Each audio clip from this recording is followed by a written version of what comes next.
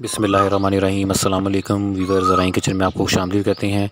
आज हम आपके साथ गुड़ पुदीने का शरबत बनाने की रेसिपी शेयर करेंगे। ये बहुत ही ज़बरदस्त है, आप लोग इसे ज़रूर ट्राई कीजिएगा। गर्मियों का ख़ास तोहफ़ा है। तो जो हमारे चैनल पे नए हैं वो चैनल को सब्सक्राइब कर लें और बेल आइकन प्रेस कर दें ताकि लेटेस्ट वीडियो की नोटिफिकेशन आपको मिल जाएँ।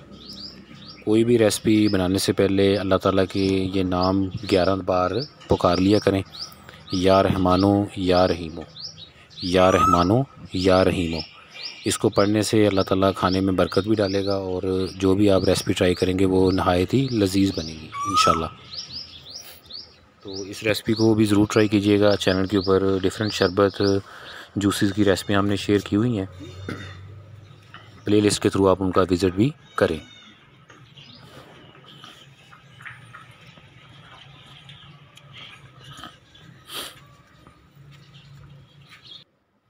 गुड़ पुदीने का शरबत बनाने के लिए इंग्रेडिएंट नोट कर लें। इसके लिए हमने पानी लिया है,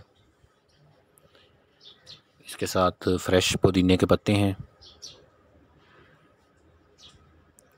नमक,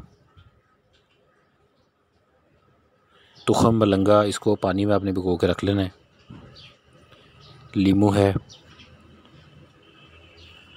और कद्दूकश किया हुआ गुड़ है। तो ये इसके इंग्रेडिएंट हैं। बहुत जल्दी और मज़े की रेसिपी है, ये जल्दी तैयार होने वाली है। आप इसको ज़रूर ट्राई करें, अपने फ्रेंड फैमिली मेम्बर के साथ इसे शेयर भी करें।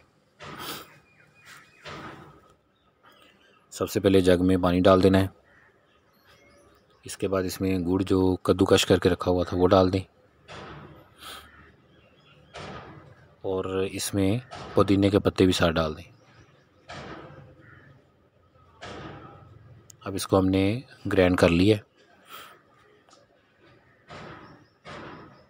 तो इस मिक्सचर को जग में डाल दें। मिक्स करने के बाद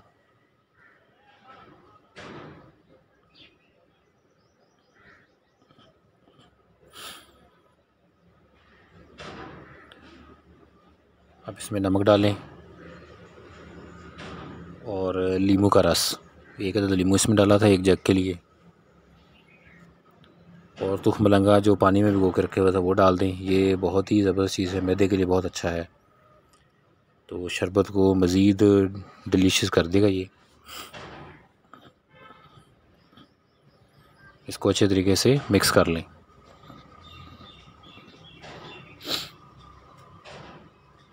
उसके बाद इसको बर्फ़ डालें इसमें और इसे ठंडा करके अपने गेस्ट के साथ इसे सर्व कर दें।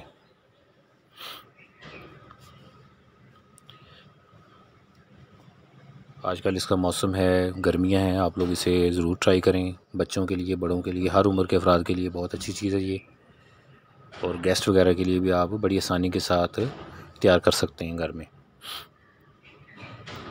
तो गुड़ पुदीने के शरबत को ज़रूर ट्राई कीजिएगा।